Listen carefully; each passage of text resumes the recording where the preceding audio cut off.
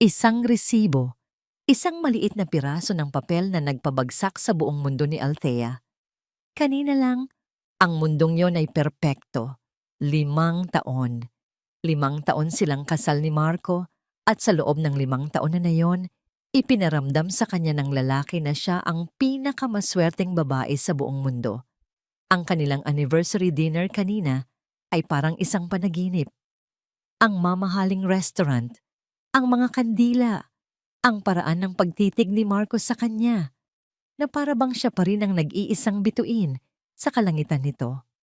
Para sa 5 taon at sa habang buhay na darating pa.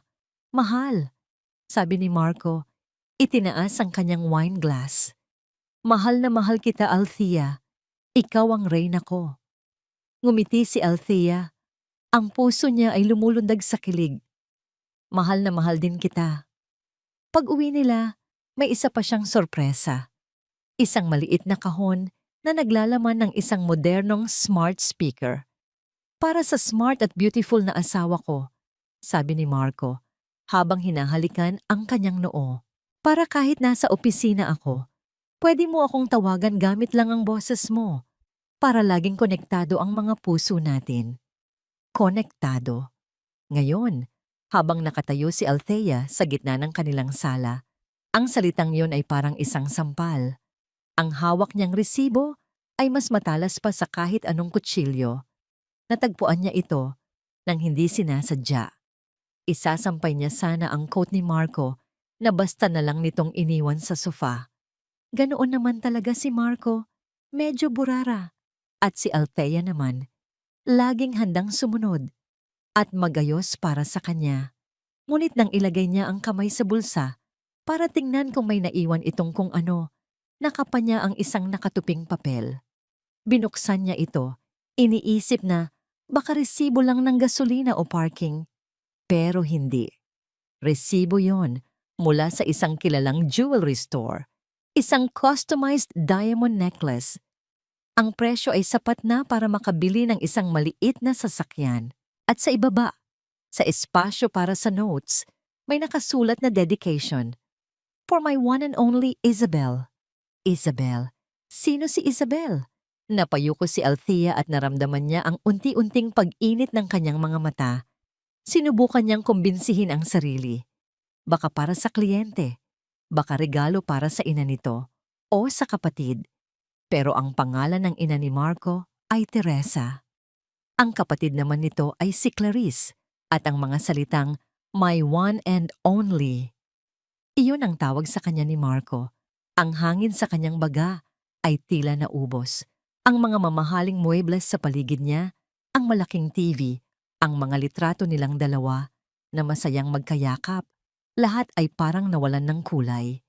Maging ang bagong smart speaker sa mesa ay tila isang malamig na bagay, isang tahimik na saksi sa kanyang nadiskubre. Nanginginig ang kanyang mga kamay. Binalik-balikan ng kanyang mga mata ang pangalang Isabel. Paulit-ulit hanggang sa manlabo ang kanyang paningin dahil sa namumuong luha. 4 na taon. Bigla niyang naalala ang isang insidente 4 na taon na ang nakalipas. Isang gabi, ginising siya ng isang tawag sa cellphone ni Marco. Isang babae. Nang tanungin niya kung sino iyon, sinabi ni Marco na kasamahan lang sa opisina na may emergency. Naniwala siya. Palagi naman siyang naniniwala. Ang tiwala. Ang pundasyon ng kanilang pagsasama. Ngayon, ang pundasyong yon ay gumuho sa isang iglap. Narinig niya ang ugong ng sasakyan ni Marco sa labas. Nagpark ito sa garahe. Bumalik pala ito para kunin ang naiwan nitong laptop. Isang alon ng takot ang biglang bumalot sa kanya. Anong gagawin niya? Kokomprontahin ba niya ito? Itatanong kung sino si Isabel. Ngunit paano kung magsinungaling ito? Paano kung itanggi nito ang lahat at siya pa ang palabasing masama? Isang paranoid na asawa. Hindi pa siya handa. Mabilis niyang itinupi ang resibo at isinilid sa bulsa ng kanyang pantalon. Pinunasan niya ang kanyang mga pisngi. Huminga ng malalim at sinubukang kontrolin ang panginginig ng kanyang mga labi. Kailangan niyang magpanggap. Kailangan niyang maging normal. Narinig niya ang pagpihit ng susi sa pinto. Bumukas ito. Pumasok si Marco na may ngiti sa labi. Ang parehong nangiti na nagpatunaw sa puso niya kanina lang sa restaurant. Mahal, naiwan ko pala ang laptop ko, sabi nito. Hindi napapansin ang pamumutla sa kanyang mukha. Okay ka lang? Bakit parang nakakita ka ng multo? Pinilit ni Althea ng ngumiti. Isang nangiting pakiramdam niya ay bibiyakin ang kanyang mukha. Okay lang ako, mahal. Halos pabulong niyang sabi. Nagulat lang ako sa'yo. Nakahinga lang ng maluwag si Althea nang marinig niyang muling umandar palayo ang sasakyan ni Marco. Nang mag-isa na siyang muli sa katahimikan ng kanilang bahay, doon na bumigay ang pader na kanina pa niya pilit itinatayo. Napahagulgol siya, isang iyak na walang tunog, isang iyak na nanggagaling sa pinakailaliman ng kanyang puso. Napaupo siya sa sahig, yakap-yakap ang sarili, habang ang resibo sa kanyang bulsa ay parang isang apoy na unti-unting tumutupok sa kanya. Paano? Bakit? Saan siya nagkulang? Ibinigay niya ang lahat kay Marco. Ang kanyang oras, ang kanyang pag-aalaga, ang kanyang buong pagkatao. Isinuko niya ang sarili niyang pangarap na maging isang event planner para suportahan ang career nito sa real estate. Siya ang gumagawa ng lahat sa bahay para pagdating nito, pahinga na lang ang aatupagin. Minahal niya ito nang walang tanong, nang walang pagdududa. Ngayon, ang lahat ng iyon ay parang isang malaking kasinungalingan. Hindi niya kayang manatili sa bahay na yon. Ang bawat sulok ay puno ng alaala ni Marco. Mga alaala na ngayon ay nababahiran na ng laso ng pagtataksil. Kinuha niya ang susi ng kanyang sasakyan at walang isip na nagmaneho. Hindi niya alam kung saan siya pupunta. Ang mga ilaw ng syudad ay nagmistulang mga makukulay na guhit sa basang bintana ng kanyang kotse, nabubura ng sarili niyang mga luha. Ang mga kalsada na dati pamilyar ay tila naging isang maze na walang katapusan. Ang bawat masayang magkasintahan na nakikita niya sa daan ay parang isang karayom na tumutusok sa kanyang dibdib. Sa huli, ang mga gulong ng kanyang sasakyan ay kusa siyang dinala sa iisang lugar kung saan alam niyang ligtas siya, ang bahay ng kanyang ina. Pagbukas pa lang ng pinto ni Elena, ang kanyang ina, alam na agad nito na may mali. Hindi na nito kailangan pang magtanong. Sa isang tingin pa lang sa namumugto niyang mga mata at sa panginginig ng kanyang mga balikat, niyakap na siya nito ng mahigpit. Sa yakap ng kanyang ina, muling bumuhos ang lahat ng luhang pinipigilan niya. Si Marco, Nay. Iyon lang ang paulit-ulit niyang nasabi sa gitna ng kanyang pag-iyak. Dinala siya ni Elena sa loob, pinaupo sa sofa at binigyan ng isang basong tubig. Hinintay siya nitong kumalma. Si Elena ay isang babaeng matatag, sanay sa mga hamon ng buhay. Ang kanyang muka ay may mga guhit na ng karanasan, ngunit ang kanyang mga mata ay laging puno ng karunungan. Nang medyo humupa na ang kanyang paghikbi, nanginginig na inilabas ni Althea ang resibo mula sa kanyang bulsa at iniabot ito sa ina. Tiningnan ni Elena ang papel, ang kaninang pag-aalala sa mukha nito ay napalitan ng isang malamig na galit. Ngunit hindi ito nagsalita. Binalik nito ang tingin sa kanya. Naghihintay. Hindi ko alam ang gagawin ko. Nay, sabi ni Althea. Ang boses ay basag. Gusto ko siyang sumbatan. Gusto kong isampal sa mukha niya ito. Gusto kong malaman kung sino si Isabel. Tumango si Elena, ngunit umiling din kasabay nito. At ano ang gagawin niya kapag ginawa mo yan? Mahinahong tanong nito. Aamin siya? Magmamakaawa? O magsisinungaling siya? Matigas na sabi ni Elena. Itatanggi niya ang lahat. Sasabihin niyang para sa kliyente, yan. O baka pinabili lang, gagawan niya ng kwento. At dahil mahal mo siya, at dahil gusto mong maniwala, maniniwala ka. O kung hindi man, itatapon niya ang lahat ng ebidensya at magiging mas maingat na siya sa susunod. Anong mapapala mo? Wala. Ikaw pa ang lalabas na masama. Isang asawang selosa at walang tiwala. Ang mga salita ng kanyang ina ay tumago sa puso ni Althea. Alam niyang tama ito. Makinig ka, anak, sabi ni Elena, hinawakan ng kanyang mga kamay. Ang boses nito ay mahinahon ngunit puno ng bigat. Ang sakit na nararamdaman mo ngayon, nararamdaman ko rin. Pero hindi ito ang oras para sa puso. Ito ang oras para gamitin ang utak. Tumingin si Althea sa ina, naguguluhan. Huwag kang iiyak sa harap niya. Pagpapatuloy ni Elena. Mula bukas, ngingiti ka. Ipakita mong masaya ka, na wala kang alam, na ikaw pa rin ang asawa niyang nagtitiwala ng buo. Pero sa likod niya, maging matalino ka, magmasid, maghanap, mag-ipon. Mag-ipon? Ang ano, Nay? Ang ebidensya, sabi ni Elena. Ang mga mata ay nag-aapoy sa determinasyon. Ang isang pirasong papel na ito, madali niyang maitatanggi. Pero paano kung dalawa na? 3? Isang litrato? Isang text message? Kapag kukumprontahin mo ang isang ahas, siguraduhin mong hawak mo ito sa leeg para hindi ka na niya matuklaw pabalik. Ang payo ng kanyang ina ay parang isang malamig na tubig na ibinuhos sa nag-aapoy niyang damdamin. Nakakatakot. Mahirap. Pero may punto. Ang pag-iyak at pagsigaw ay hindi magbabalik sa kung anong nawala. Pero ang pagiging matalino, baka iyon ang magbigay sa kanya ng hustisya. Umuwi si Althea ng gabing iyon na may bagong bigat sa kanyang dibdib. Hindi na lang ito bigat ng kalungkutan, kundi bigat ng isang desisyon. Naabutan niyang mahimbing nang natutulog si Marco. Ang mukha nito ay payapa, parang isang anghel. Ang parehong mukha na minahal niya ng sobra-sobra. Dahan-dahan siyang umupo sa gilid ng kama at hinaplos ang pisngi nito. Isang butil ng luha ang pumatak mula sa kanyang mata. Pinatay mo ang tiwala ko, Marco, sabi niya sa kanyang isip. At ngayon, kailangan kong mabuhay kasama ang multo mo habang hinahanap ko ang katotohanan. Humiga siya sa tabi nito, maingat na hindi ito magising. Nakatalikod siya, nakatitig sa dilim. Ang mga mata ay dilat na dilat. Ang bawat paghinga ni Marco ay parang isang insulto. Ang init ng katawan nito na dati nagbibigay sa kanya ng kapanatagan ay ngayon ay parang apoy na nakakapaso. Paano niya ito gagawin?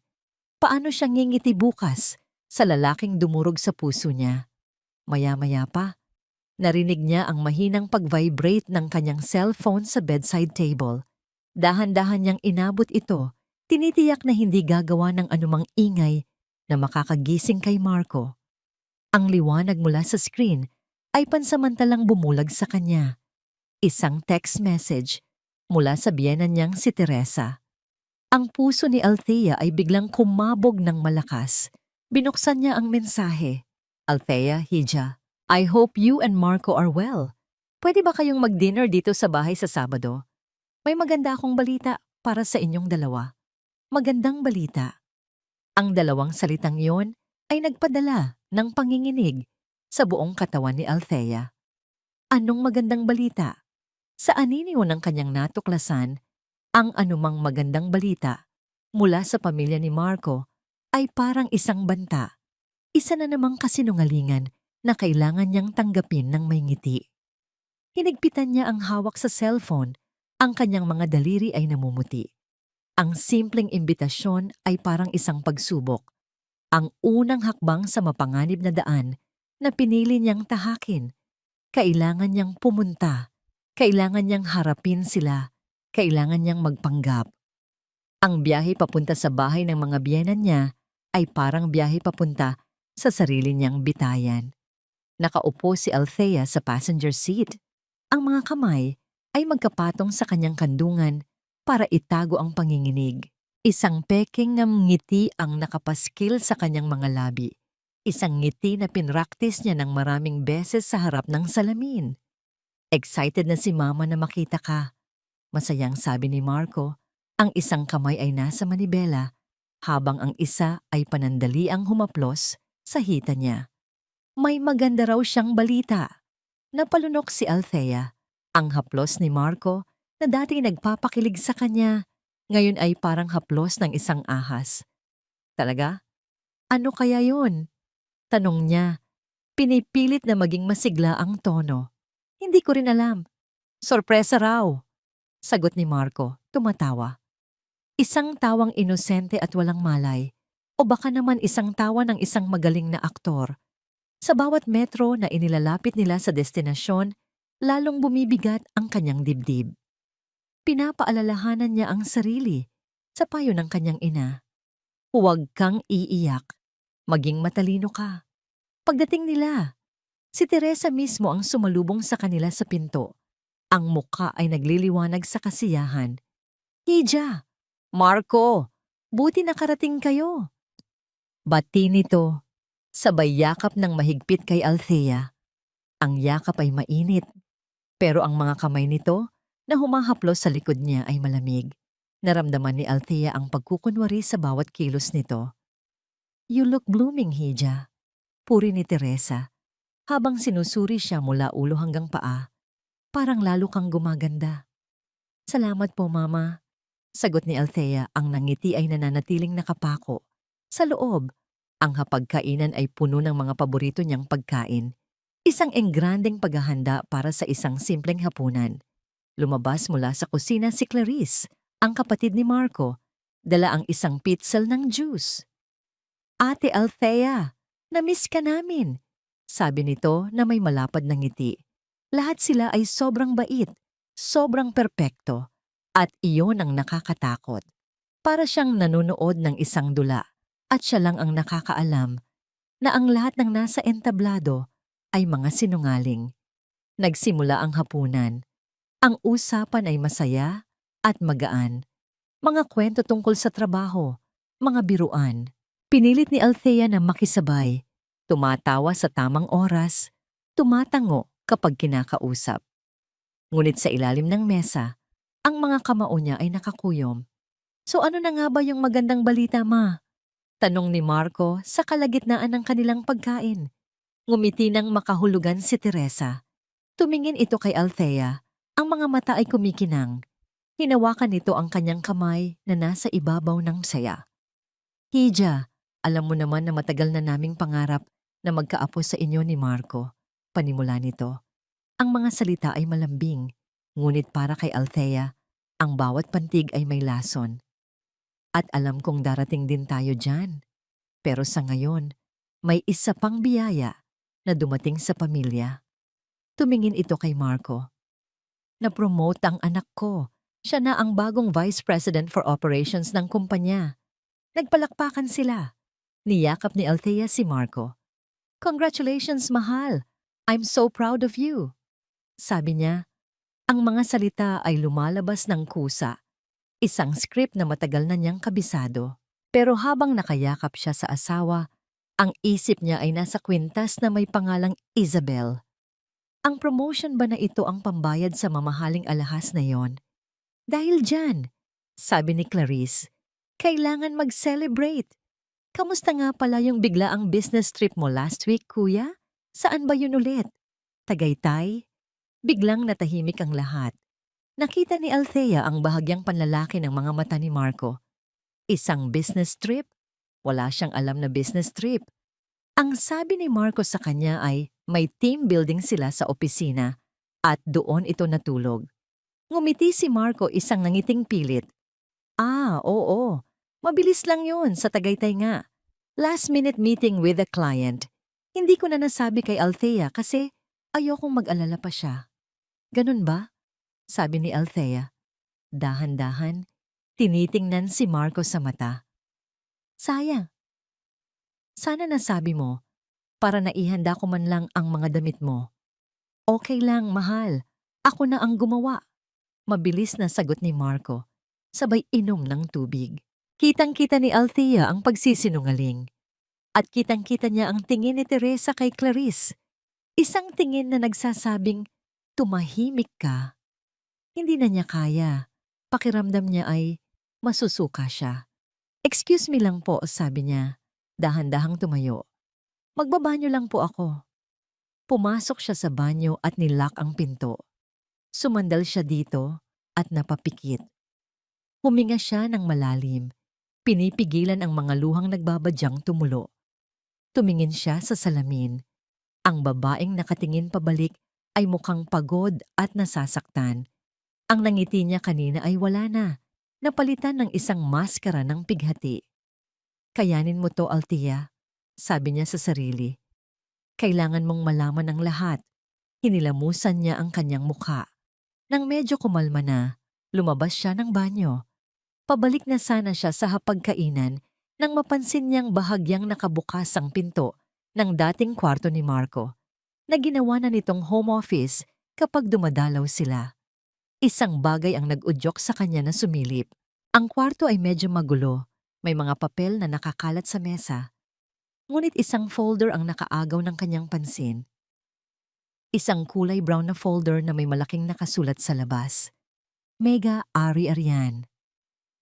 Dahan-dahan, halos hindi humihinga.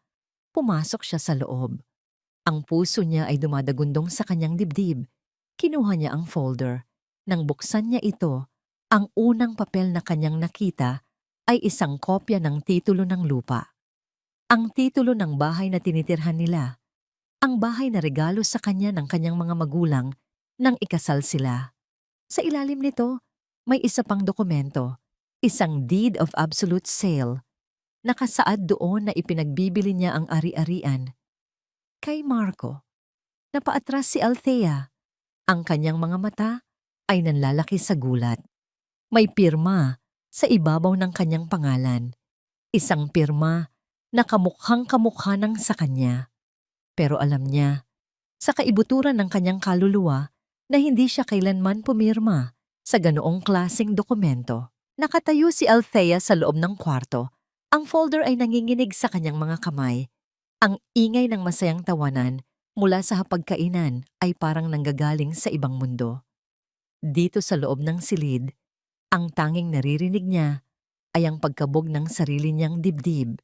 Isang malakas at mabilis na tambol na tila gustong kumawala. Isang pekeng pirma, isang dokumento na nagsasabing isinusuko niya ang sariling pamana.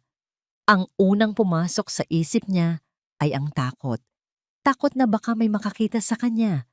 Takot sa kahulugan ng papel na hawak niya. Ngunit mabilis itong napalitan ng isang malamig at matalas na kaisipan, ang boses ng kanyang ina na bumubulong sa kanyang isip. "Mag-ipon ka ng ebidensya. Ito na yon. Ito ang ebidensya." Nanginginig pa rin, maingat niyang ibinalik ang unang pahina at mabilis na inilabas ang kanyang cellphone. Ang kanyang mga daliri ay halos hindi niya mapasunod. Nag-aalala siya na baka marinig nila ang tunog ng kamera. Kahit na naka-silent mode ito. Isa, kinuhaan niya ng litrato ang titulo. Dalawa, ang deed of absolute sale. Nilapitan niya ang ilaw para mas luminaw. Kailangan niyang makuha ng malinaw ang pekeng pirma. 3, 4, 5. Bawat pahina sa folder, kahit ang mga mukhang hindi importante, ay kinuhaan niya ng litrato. Para siyang isang espiya sa sarili niyang buhay, nagnanakaw ng mga piraso ng katotohanan mula sa mga taong dapat sana ay kanyang kakampi. Nang masiguro niyang nakuha na niya ang lahat, maingat niyang isinara ang folder at ibinalik ito sa eksaktong pwesto kung saan niya ito nakita. Walang bakas. Walang ebidensya na napunta siya roon. Huminga siya ng malalim at lumabas ng silid. Pagbalik niya sa hapagkainan, ang maskara niya ay suot na niyang muli. "Ang tagal mo yata, Hija. Ayos ka lang ba?" Tanong ni Teresa, may bahid ng pag-aalala sa boses. Hinawakan ni Althea ang kanyang ulo. "Medyo sumakit lang po ang ulo ko bigla, Mama."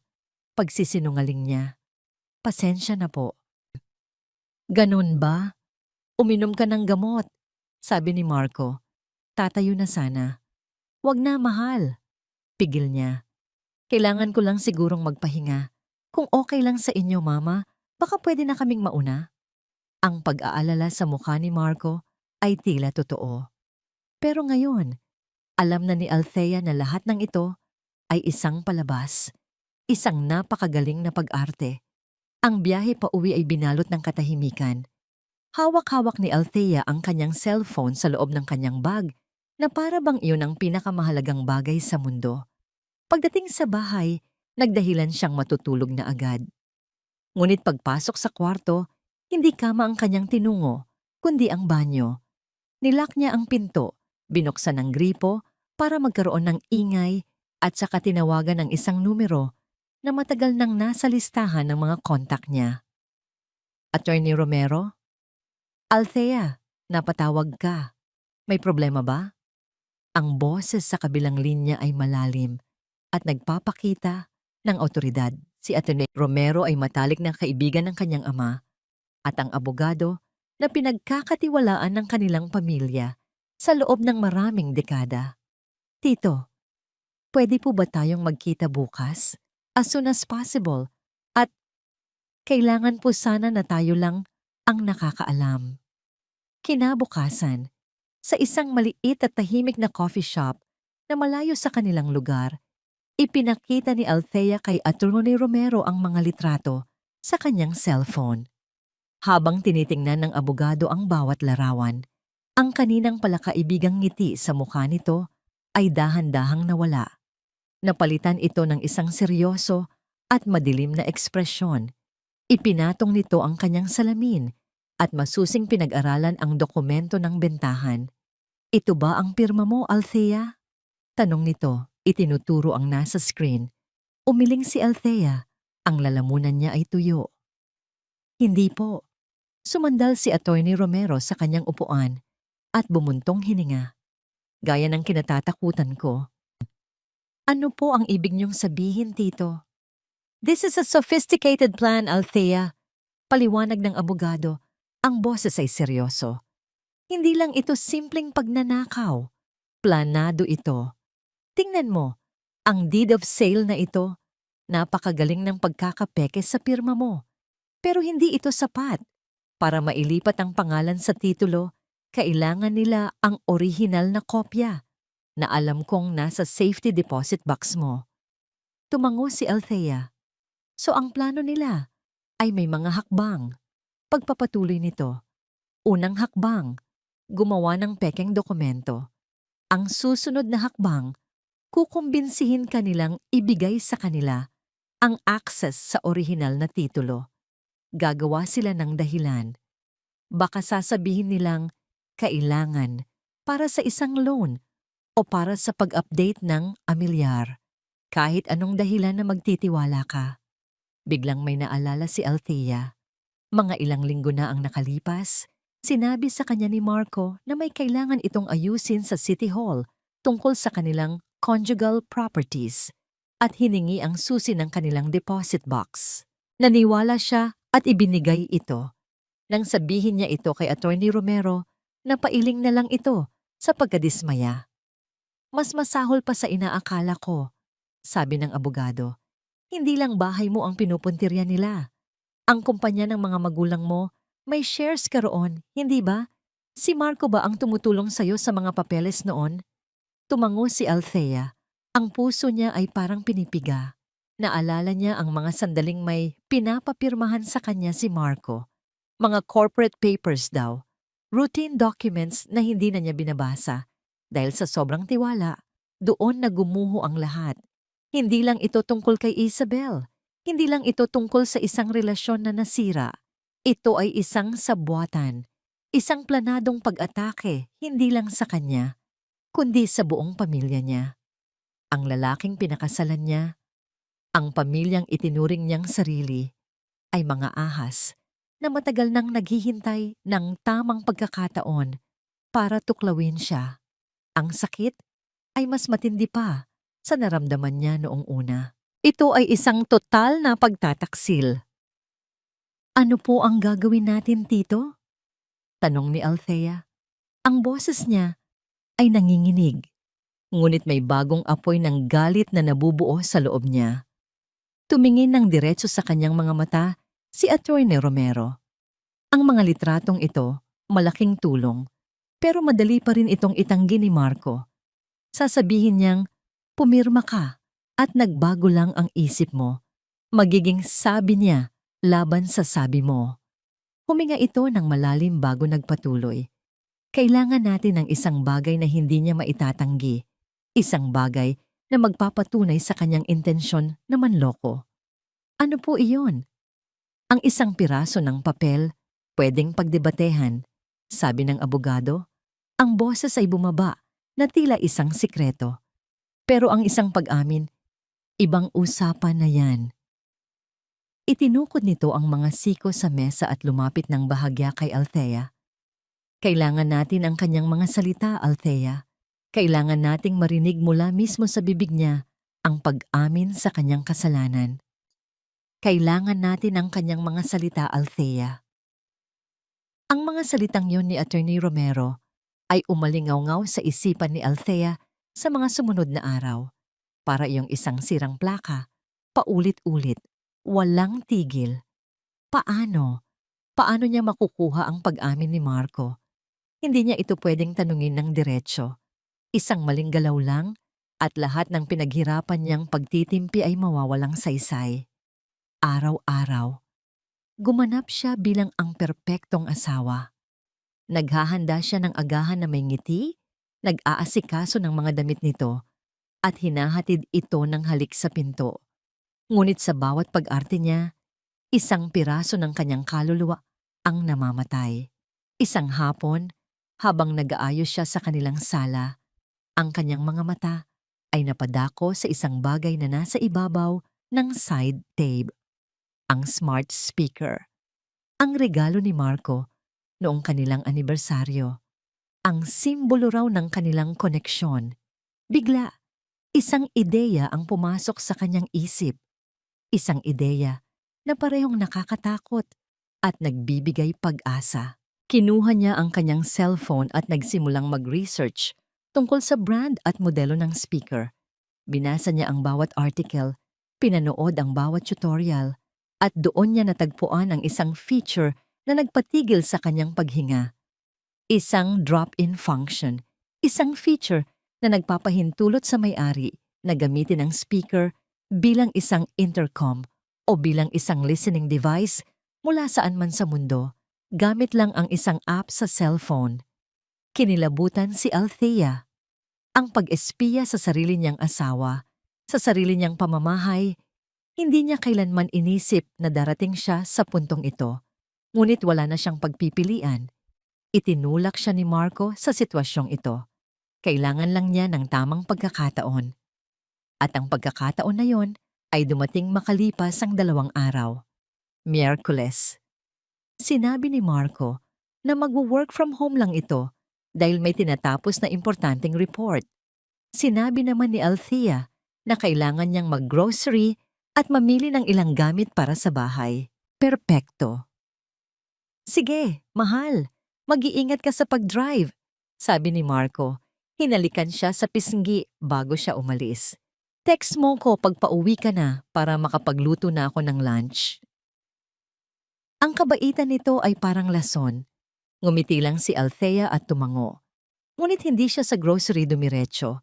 Pagkalabas niya sa kanilang village, ipinarada niya ang kanyang sasakyan sa isang lugar na hindi kapansin-pansin. Mga ilang kanto lang ang layo mula sa kanilang bahay. Dito, kitang-kita pa rin niya ang kanilang gate. Ngunit hindi siya makikita mula sa loob. Pinatay niya ang makina. Ang tanging maririnig ay ang malakas na pagkabog ng kanyang puso. Nanginginig ang mga kamay.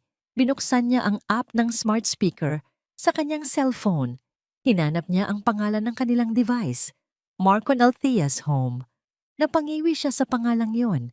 Isang malaking kabalintunaan. Pinindot niya ang drop-in button.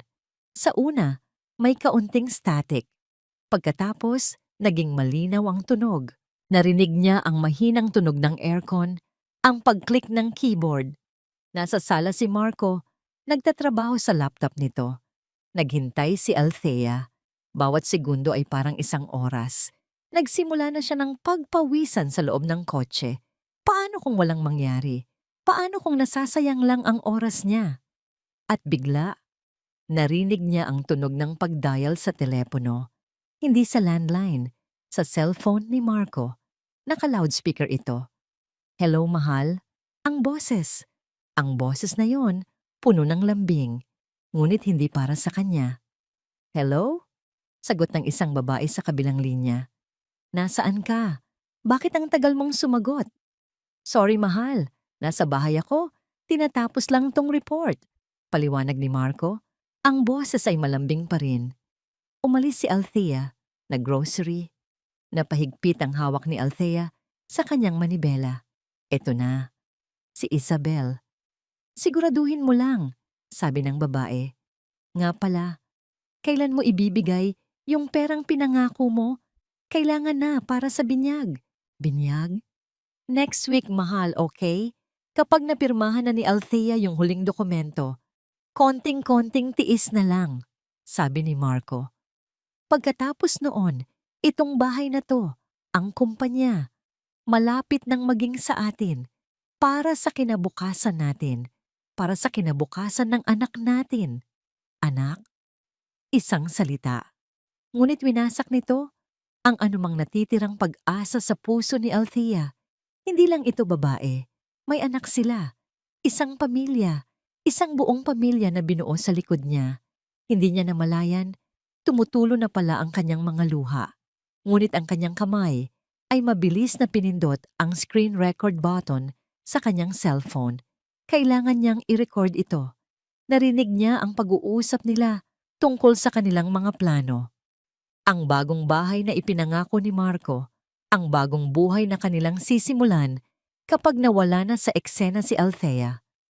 Bawat salita ay isang punyal na paulit-ulit isinasaksak sa kanyang puso. Sige na, mahal. Baka bigla yung dumating. I love you, sabi ni Marco. I love you too, sagot ni Isabel. Nang matapos ang tawag, akmang ihihinto na ni Althea ang recording nang makarinig siya ng isa pang tunog, ang tunog ng kanilang doorbell. Sino yon? Nanatili siyang nakikinig. Narinig niya ang mga yabag ni Marco, ang pagbukas ng pinto. Ma, anong ginagawa mo dito? Tanong ni Marco, halatang nagulat. Kinakamusta lang kayo, sagot ng pamilyar na boses ni Teresa, ang kanyang biyenan. Nasaan si Althea? Umalis, ma, namalengke. Good, sabi ni Teresa. Mas mabuti para makapag-usap tayo ng maayos. Narinig ni Althea ang pagsara ng pinto. Ma, buti dumating ka, sabi ni Marco. Ang boses ay seryoso na ngayon. Kailangan nating pag-usapan ang final step para sa binyag. Nakatigil si Althea sa loob ng kanyang kotse. Ang init ng araw sa labas ay hindi niya ramdam. Sa loob niya, isang nakakayanig na lamig ang gumagapang, nagsisimula sa kanyang mga paa paakyat sa kanyang puso, hanggang sa manigas ang bawat himaymay ng kanyang kalamnan. Ang kanyang cellphone ay nakadikit sa kanyang tainga. Ang screen recorder ay patuloy na gumagana, tahimik na kinukuha ang bawat salita na siyang tuluyang dudurog sa kanya. Anong plano mo sa binyag? Narinig niyang tanong ni Teresa. Ang boses nito na dati nagbibigay sa kanya ng aliw, ngayon ay tunog ng isang hukom na naglalabas ng sentensya. Nakausap ko na si Isabel, sagot ni Marco. Magpapa-cater na lang kami sa isang restaurant, isang simpleng salo-salo para sa pamilya at malalapit na kaibigan. Dapat lang, sabi ni Teresa. At sa salo-salong yan, kailangan mong tapusin ang lahat. Narinig ni Althea ang paghila ng upuan. Malamang ay umupo sila sa kanilang dining table, ang mesa kung saan sila madalas maghapunan bilang isang masayang pamilya. Ano ang ibig mong sabihin, ma? Ang huling pirma, mariing sabi ni Teresa. Ang papeles para sa transfer ng shares niya sa kumpanya. Iyon na lang ang kulang, hindi ba? Isang sandaling katahimikan. Oo, ma. Pero paano ko gagawin yon? Baka magduda na siya. Isang tawang mapakla ang narinig ni Althea mula sa kanyang biyanan. Marco, anak, minsan talaga ay napakabagal mong mag-isip. Huwag mong gagawin yan sa opisina. Huwag mong gagawin yan na parang isang seryosong bagay. Gawin mo yan sa isang lugar kung saan masaya siya at hindi siya nag-iisip. Sa binyag? Tanong ni Marco. May pag-aalinlangan sa boses. Eksakto, sagot ni Teresa. Ang tono ay puno ng tagumpay. Isama mo siya sa party. Sabihin mo na binyag ng anak ng kliyente mo. Isang importanteng kliyente. Kailangan niyang sumama para magpakitang gilas. Sa gitna ng kasiyahan, sa gitna ng kwentuhan, ilabas mo ang folder. Sabihin mong, mahal, pasensya na. Kailangan lang pirmahan tong isang maliit na bagay para sa kumpanya. Pinapamadali ni Attorney Romero. Isang bagay na parang walang kwenta. At dahil masaya siya at nagtitiwala sa'yo, pipirmahan niya yan nang hindi nag-iisip. Napapikit si Althea. Ang plano, ang tusong plano. Bawat detalye ay pinag-isipan. Ang paggamit sa tiwala niya bilang sandata laban sa kanya. Matalino ka, ma, sabi ni Marco, puno ng paghanga. At doon, binitiwan ni Teresa ang mga salitang tuluyang pumatay sa kung anumang natitirang pagmamahal ni Althea para sa pamilyang yon. Siguraduhin mong mapapirma mo siya, malamig na sabi ni Teresa. Pagkatapos ng binyag ng apo ko, wala na siyang silbi sa pamilyang ito. Wala nang silbi. Parang isang bomba na sumabog sa loob ng kanyang tainga ang mga salitang iyon. Ang lahat ng taon na ipinagsilbi niya sa kanila, ang pag-aalaga, ang pagmamahal, lahat ay walang halaga. Isa lang siyang kasangkapan, isang tulay na kailangan nilang tawirin para makuha ang gusto nila. At ngayong malapit na sila sa kabilang dulo, handa na siyang itapon na parang basura. Narinig niya silang tumawa. Isang masaya, kampanteng tawa ng 2 taong sigurado sa kanilang tagumpay. Ang tawa ng 2 traidor. Nahulog ang cellphone mula sa kanyang kamay. Bumagsak ito sa passenger seat.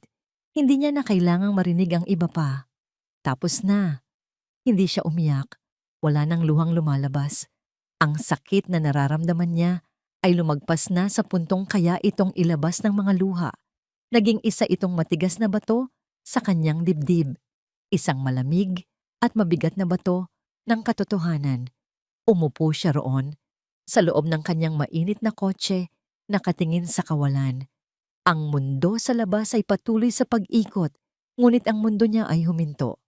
At sa paghinto nito, isang bagong Althea ang isinilang mula sa mga abo ng kanyang winasak na puso. Wala na ang babaeng umiiyak. Wala na ang babaeng nagtitiwala. Wala na ang babaeng umaasa. Ang natira ay isang babaeng may daladalang katotohanan. Isang katotohanan na kasing linaw at kasing talas ng isang piraso ng basag na salamin. Dahan-dahan, pinulot niya ang kanyang cellphone. Itinigil niya ang screen recording at maingat na isinave ang file.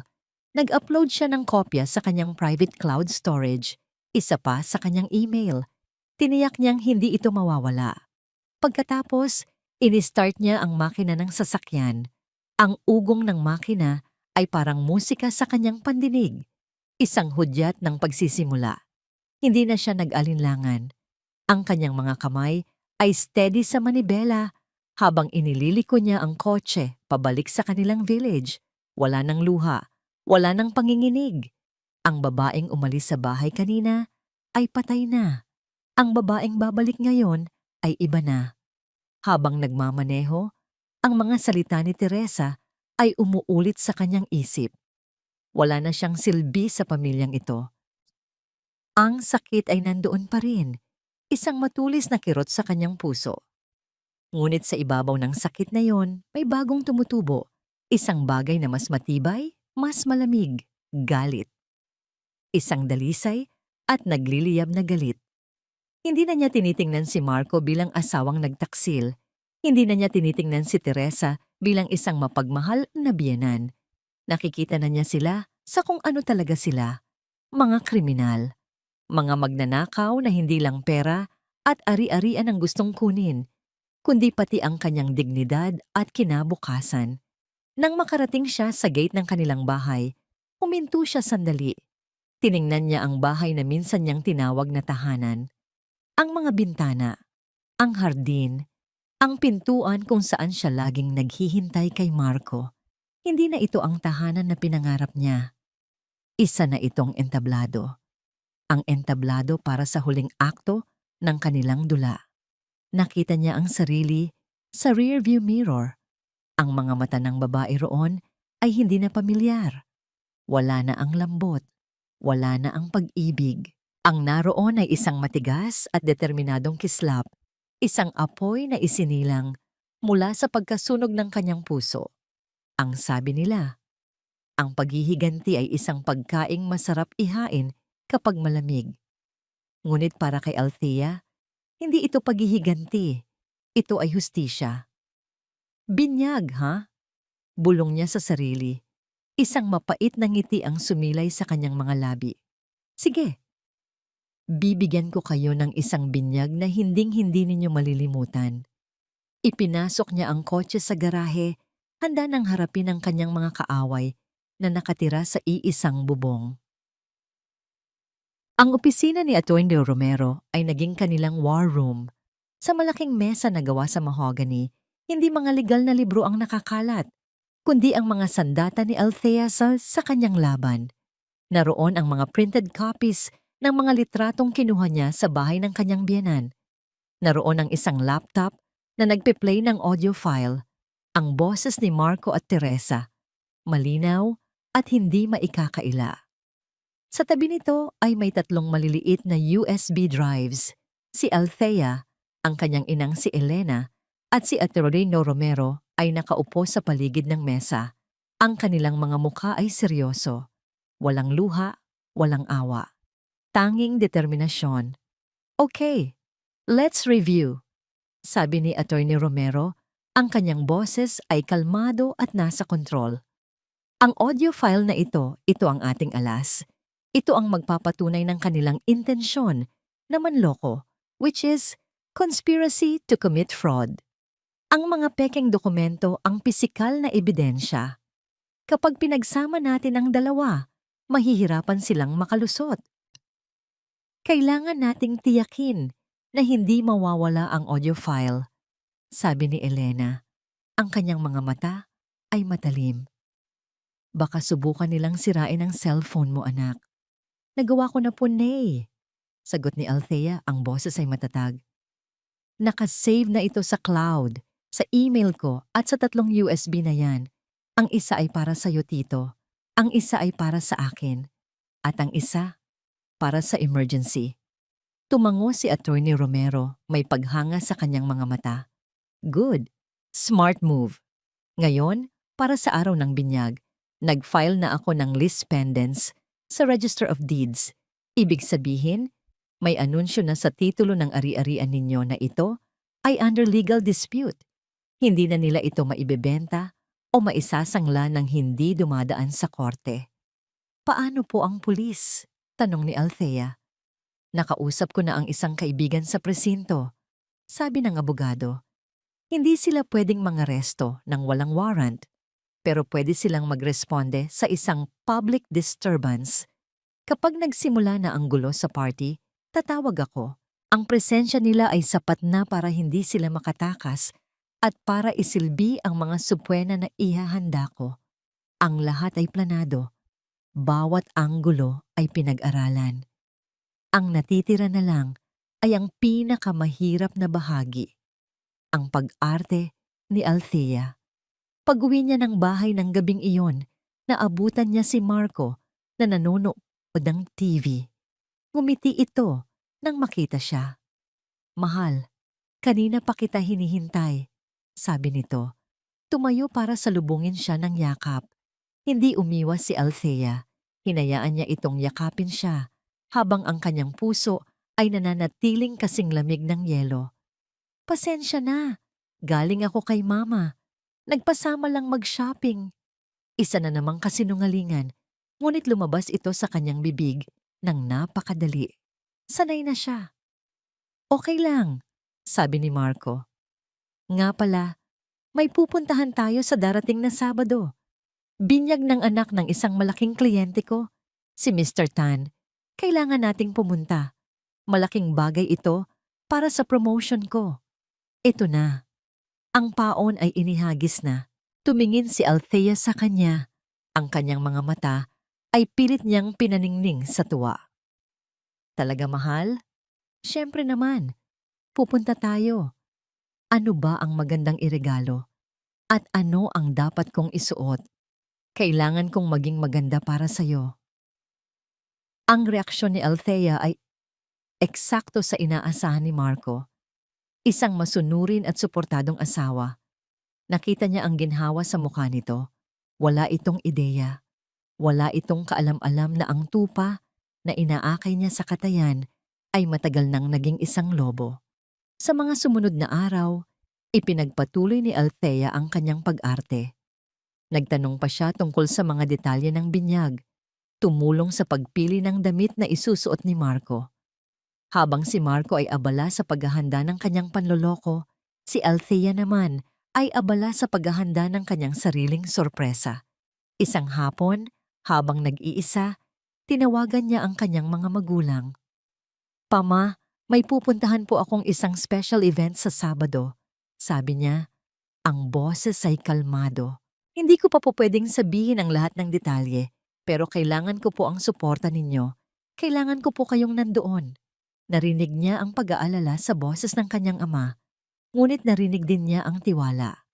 "Anak, kahit saan pa iyan, darating kami." Sunod niyang tinawagan ang kanyang tiyahin at dalawang pinakamalapit na pinsan. Ang sinabi niya ay pareho. May isang selebrasyon. Ang presensya ninyo ang pinakamahalagang regalo. Ang araw ng binyag ay dumating. Ang kalangitan ay maliwanag. Isang perpektong araw para sa isang selebrasyon. O para sa isang pagtutuos, tumayo si Althea sa harap ng malaki nilang salamin. Ang kanyang buhok ay nakaayos, ang kanyang makeup ay perpekto, at ang kanyang suot. Isang kulay pulang bestida, isang kulay na simbolo ng pag-ibig, pero simbolo rin ng panganib at kapangyarihan. Isang kulay na hindi niya madalas isuot. Ngunit ngayon, ito ang kanyang baluti. Tiningnan niya ang babae sa salamin, ang babaeng nasaktan, umiyak sa dilim, at nagdasal na sana ay panaginip lang ang lahat. Ay wala na. Ang babaeng nakatayo roon ngayon ay may apoy sa kanyang mga mata. Isang reyna na handa nang bawiin ang kanyang kaharian. Lumabas si Marco mula sa banyo, bihis na bihis sa kanyang mamahaling suit. Napanganga ito nang makita siya. "Wow, mahal," sabi nito. Lumapit sa kanya at niyakap siya mula sa likod. "You look stunning. Para kang isang bituin sa pelikula." Ngumiti si Althea sa kanilang refleksyon sa salamin. Nakita niya ang mukha ni Marco sa tabi ng sa kanya. Ang mukha ng kanyang berdugo. Hinawakan niya ang mga kamay nito na nakayakap sa kanyang baywang. "I just want to look my best," malambing niyang sabi. "It's an important day for an important client. Dapat lang na maging proud ka sa asawa mo."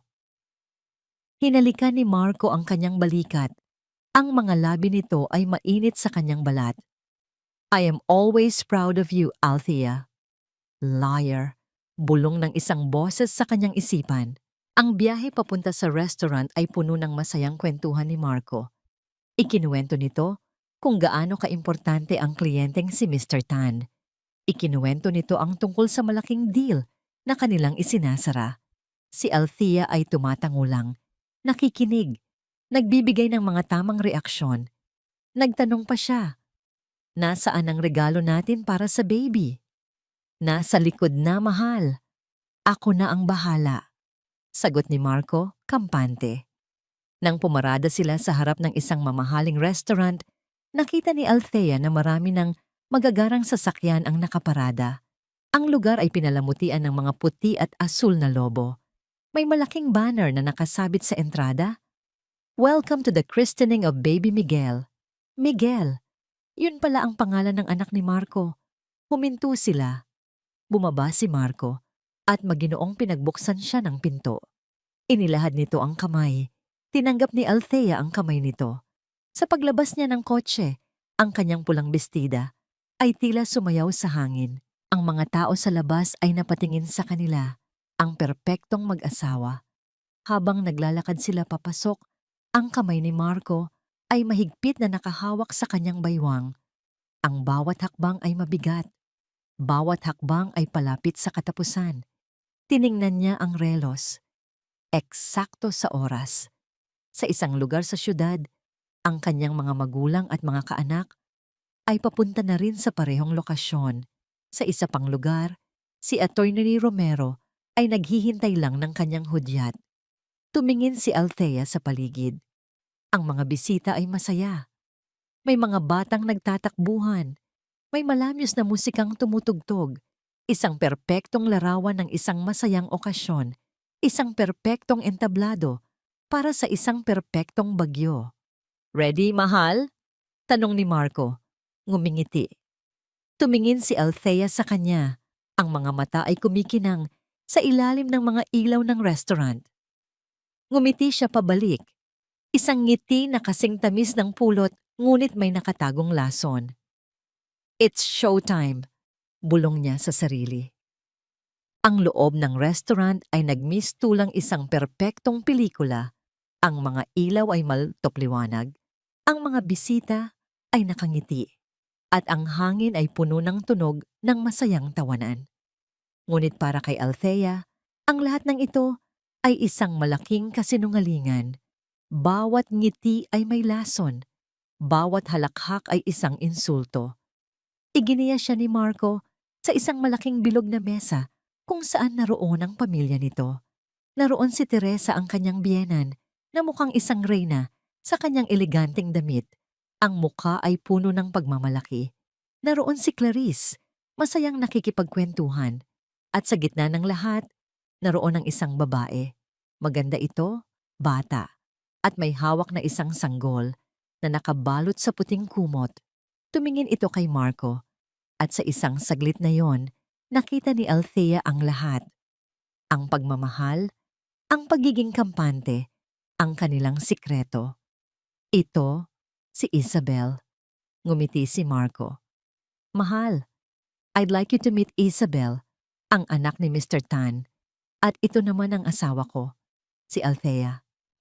Isang malamig na kuryente ang dumaloy sa buong katawan ni Althea nang magtama ang kanilang mga mata. Ngumiti si Isabel. Isang ngangiting matamis ngunit walang kaluluwa. Nice to meet you, Ma'am Althea, sabi nito. Althea na lang, sagot niya. Ang boses ay kalmado. Ang ngiti ay hindi umaabot sa kanyang mga mata. And congratulations sa baby. He's beautiful.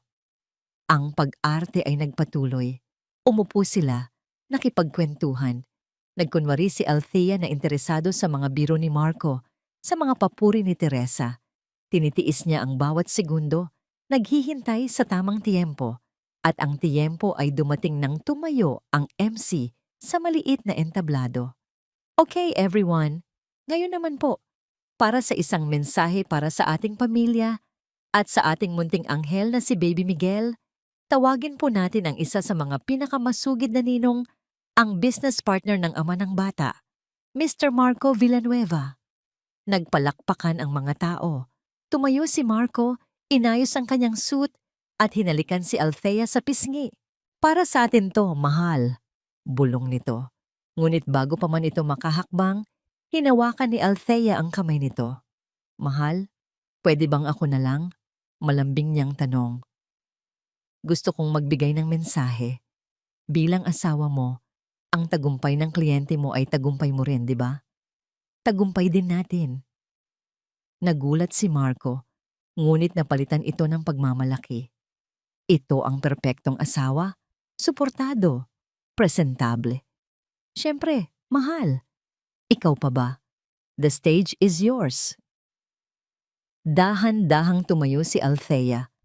Ang bawat mata sa restaurant ay napako sa kanya, sa kanyang pulang bestida na tila isang apoy sa gitna ng malalamig na kulay ng party. Ramdam niya ang tibok ng kanyang puso sa kanyang lalamunan, ngunit ang kanyang mga hakbang ay matatag. Pag-akyat niya sa entablado, kinuha niya ang mikropono. Ngumiti siya sa mga bisita. Magandang hapon po sa inyong lahat. A special day for a very special baby, Miguel. Congratulations sa mga magulang. Tumingin siya sa mesa nila. And of course, congratulations sa aking asawa, si Marco. Palagi siyang nagsisikap para sa aming pamilya, para sa aming kinabukasan. Nakita niya ang pagngiti ni Marco, ang pagtango ni Teresa. Iniisip nilang lahat na ito ay isang ordinaryong talumpati. Sa loob ng 5 taon naming pagsasama, pagpapatuloy niya, ang kanyang boses ay nagsimulang magbago, nawawala ang lambing, at napapalitan ng isang bagay na mas matalas, mas malamig. Marami akong natutunan.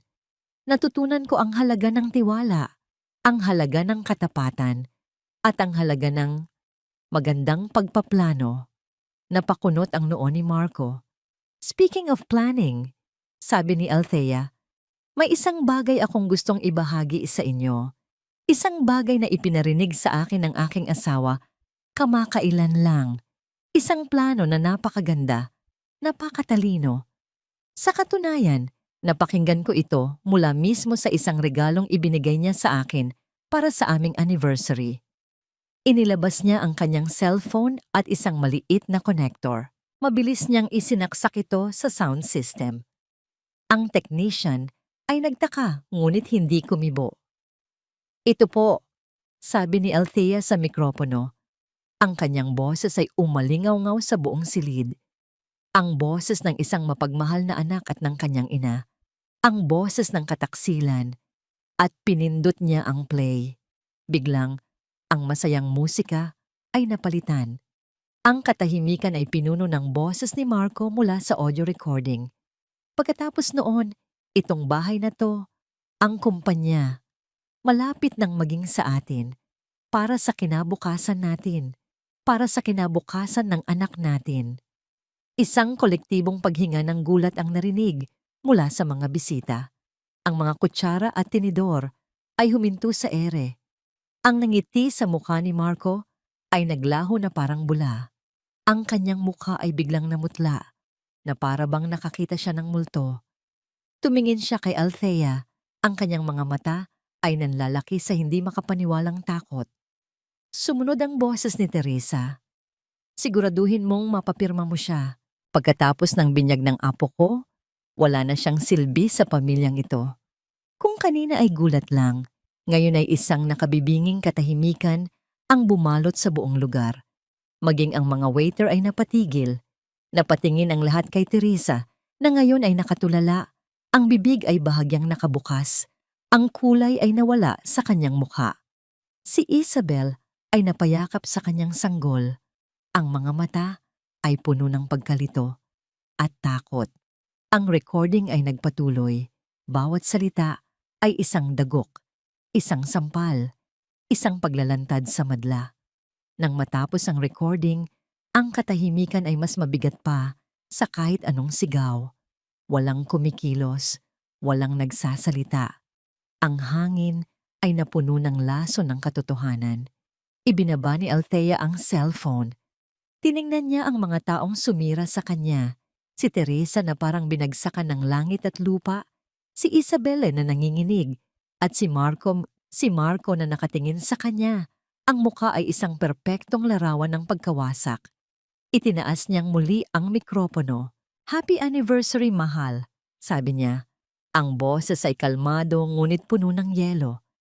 Ang bawat salita ay tumatagos. At, congratulations sa binyag ng anak mo. Hindi ito nangyayari. Iyon ang unang pumasok sa isip ni Marco. Nakatayo siya roon, sa gitna ng isang restaurant na puno ng mga taong nakatingin sa kanya. Ngunit ang isip niya ay blanko. Ang tanging nakikita niya ay si Althea sa entablado. Nakatayo na, parang isang reyna. Ang mga salita nito ay parang mga latigo na humahampas sa kanyang mukha. Ang kanyang malumanay, masunurin at mapagmahal na Althea. Paano? Paano niya ito nalaman? Ang nakabibinging katahimikan ay biglang nabasag. Hindi ng isang sigaw, kundi ng isang bulong. Pagkatapos ay isa pa at isa pa. Hanggang sa ang buong lugar ay napuno ng tunog ng mga bubuyog, mga bulungan ng mga bisita, mga matang mapanghusga, mga daliring nagsisimulang ituro. Ang kahihiyan ay parang isang mainit na alon na unti-unting umakyat mula sa kanyang mga paa, sa kanyang tiyan, hanggang sa mamula ang kanyang mukha at tainga. Marco, narinig niya ang basag na boses sa kanyang tabi. Ang kanyang ina. Tumingin siya kay Teresa. Ang babaeng palaging matatag, ang babaeng may kontrol sa lahat, ay nakaupo roon na parang isang estatwang gawa sa asin. Ang kanyang mukha ay walang kulay, ang kanyang mga mata ay nanlalaki sa takot, nakatitig sa kawalan. Ma. At sa isang iglap, para itong isang manikang pinutulan ng tali. Bumagsak ito. Nawalan ng malay, bumagsak ang ulo sa mesa, tumama sa isang platito, at gumawa ng isang malakas na kalansing. Teresa! Sigaw ng ilang kamag-anak. Ang bulungan ay naging isang malakas na kaguluhan. Walang hiya ka! Isang malakas na sigaw ang pumunit sa hangin. Bago pa man makapag-react si Marco, isang lalaking nasa edad 50 na ang sumugod sa kanya. Ang ama ni Isabel. Sinunggaban siya nito sa kwelyo ng kanyang mamahaling suit. Pinahiya mo ang pamilya ko. Pinahiya mo ang anak ko. Sigaw nito, ang mukha ay kulay ube sa galit. Hayop ka! Manloloko? Isang suntok ang tumama sa panga ni Marco. Napaurong siya, natumba sa isang katabing mesa, at narinig niya ang pagbasag ng mga pinggan. Ang sakit ay halos hindi niya naramdaman. Ang isip niya ay umiikot. Hindi makaproseso sa bilis ng mga pangyayari. Hinawakan ng ibang mga bisita ang ama ni Isabel. Si Isabel naman ay umiiyak habang hawak ang kanyang sanggol. Sinusubukang pakalmahin ang ama. Ang perpektong selebrasyon ay naging isang magulong sirko. Ang kanyang sirko. Sa gitna ng kaguluhang iyon, nakita niyang bumaba ng entablado si Althea. Hindi ito tumitingin sa kanya. Ang mukha nito ay kalmado. Halos walang emosyon. Sa likod nito, biglang bumukas ang pinto ng restaurant. Pumasok ang kanyang mga biyenan, ang mga magulang ni Althea. Ang kanilang mga mukha ay seryoso at matigas. Sa likod nila, may dalawa pang pamilyar na mukha, si Attorney Romero, at sa likod ng abogado, dalawang pulis. Doon na bumigay ang tuhod ni Marco. Pakiramdam niya ay naubos ang lahat ng lakas sa kanyang katawan. Pulis. Sir, excuse me po. Lumapit ang isang pulis sa ama ni Isabel. Sir, kumalma po tayo. Kung may reklamo po kayo, sa presinto na lang po natin pag-usapan. Ang isa pang pulis ay lumapit sa kanya habang tinutulungan siyang tumayo ng isang waiter. Sir, kayo po ba si Mr. Marco Villanueva? Magalang na tanong ng pulis. Hindi siya makasagot. Tumango lang siya.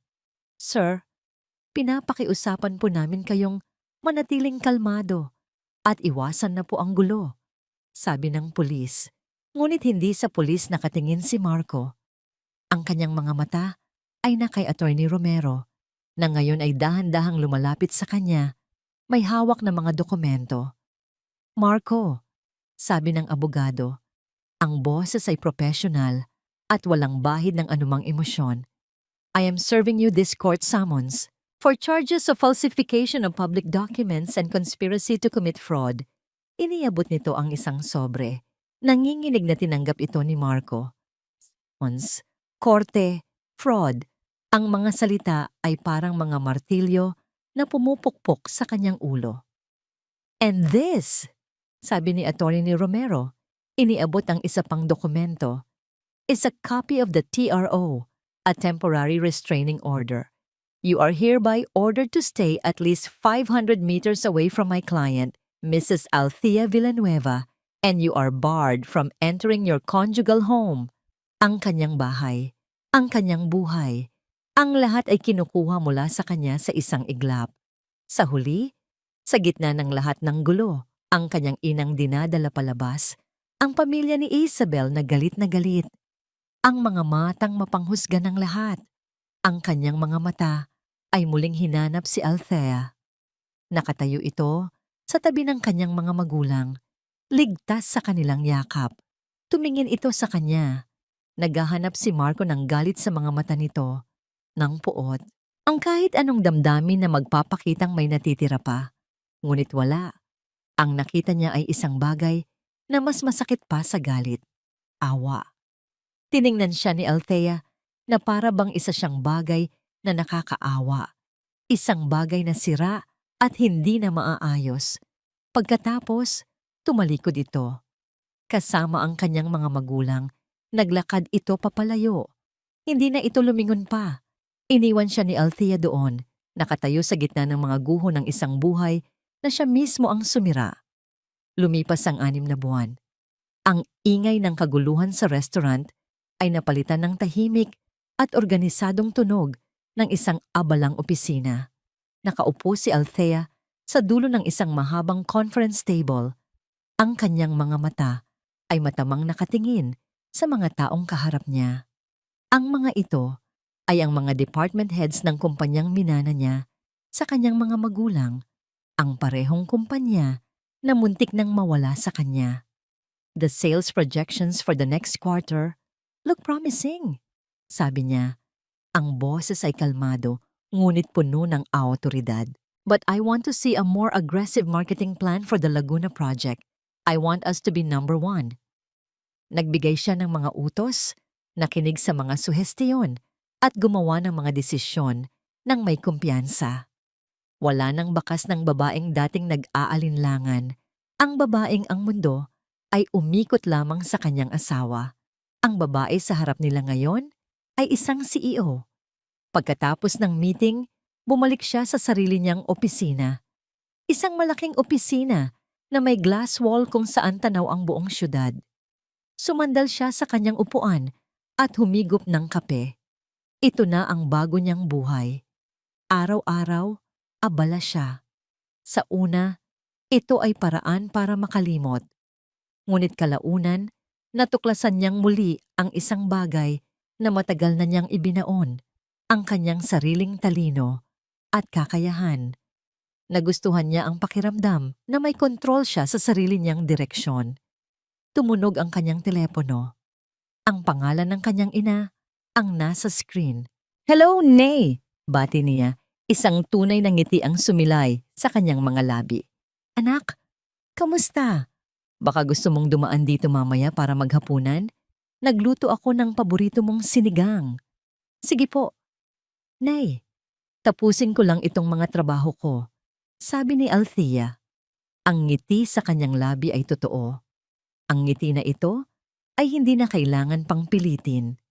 Sa mga nakalipas na buwan, ang kanyang pamilya ang naging kanyang sandalan. Sila ang nagpapaalala sa kanya araw-araw na kahit nawasak ang isang bahagi ng kanyang buhay, marami pang buo at mas mahalagang bahagi ang natitira. Bago niya ibaba ang tawag, narinig niya ang pag-alinlangan sa boses ng ina. "Anak, tumawag pala si Attorney Romero kanina." Natahimik si Althea. "Ano pong sabi?" "Tapos na ang kaso," sabi ni Elena. "Guilty." Nahatulan si Marco ng pagkabilanggo para sa falsification. Ang nanay niya, dahil sa edad at kalusugan, ay probation na lang, pero may malaking multa. Nawala sa kanila ang lahat. Ang bahay nila ay na-foreclose na ng bangko. Huminga ng malalim si Althea. Ang balita ay parang isang malaking bato na tinanggal sa kanyang dibdib. Ngunit taliwas sa inaasahan ng iba, wala siyang naramdamang tuwa. Walang kasiyahan sa paghihiganti. Ang naramdaman niya ay isang tahimik na pakiramdam na ang lahat ay nailagay na sa tama nitong lugar. Isang pakiramdam ng pagsasara ng isang kabanata. Hustisya, yun lang. "Salamat sa balita. Nay, see you later." Nang gabing iyon, Pagkatapos ng masarap na hapunan kasama ang kanyang mga magulang, umuwi si Althea sa kanyang bahay, ang bahay na napanalunan niya pabalik. Nilinis niya ito mula sa mga alaala ni Marco. Pinalitan niya ang mga muebles, nagpinta ng bagong kulay sa mga dingding, at pinalitan ang mga litrato ng mga larawan niya kasama ang kanyang pamilya at mga kaibigan. Dala ang isang tasa ng tsa, lumabas siya sa balkonahe. Ang parehong balkonahe kung saan sila madalas magkape ni Marco noon. Ngunit ngayon, hindi na masakit. Pinanood niya ang paglubog ng araw. Ang kalangitan ay nag-aapoy sa kulay kahel at rosas. Ang hangin ay malamig at sariwa. Nag-iisa siya, pero hindi siya malungkot. Sa kauna-unahang pagkakataon, sa loob ng maraming taon, naramdaman niya ang tunay na kapayapaan. Ang pagiging buo ng hindi nangangailangan ng iba. Ang pagiging masaya sa sarili niyang kumpanya. Malaya. Biglang nag-vibrate ang kanyang cellphone na nasa maliit na mesa sa tabi niya. Isang pangalan na matagal na niyang hindi nakikita ang lumabas. Si Sarah, ang kanyang best friend noong college. Sinagot niya ito. Althea. Oh my God, is this really you? Masayang bati sa kabilang linya. Nabalitaan ko ang lahat. I'm so sorry for what you went through, but I'm so proud of you. Kailan tayo pwedeng magkita? Coffee? Bukas? Nag-alinlangan si Althea ng isang segundo. Ang parte sa kanya ay nasanay na sa pag-iisa. Ngunit ang bagong Althea, ang babaeng nakatayo ngayon, sa ilalim ng papalubog na araw, ay alam na ang buhay ay para sa pagpapatuloy. Isang maliit na ngiti ang muling sumilay sa kanyang mga labi, isang nangiting puno ng pag-asa. Oo naman, sagot niya. Bukas, coffee sounds perfect. At dito nagtatapos ang makulay at mapaghamong kwento ni Althea. Mga minamahal kong tagapakinig, mga kasama sa bawat pighati at tagumpay, maraming salamat.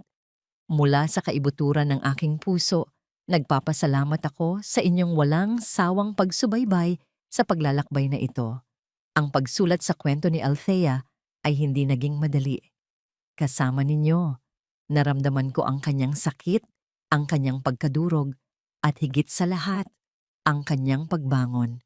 Nagsimula siya bilang isang babaeng biktima ng pag-ibig, ngunit sa huli, natagpuan niya ang kanyang sarili hindi sa paghihiganti, kundi sa pagkamit ng hustisya at sa pagtuklas muli sa kanyang tunay na halaga. Nais naming iparating na ang bawat pagbagsak ay hindi katapusan, kundi isang pagkakataon para bumangon ng mas matatag.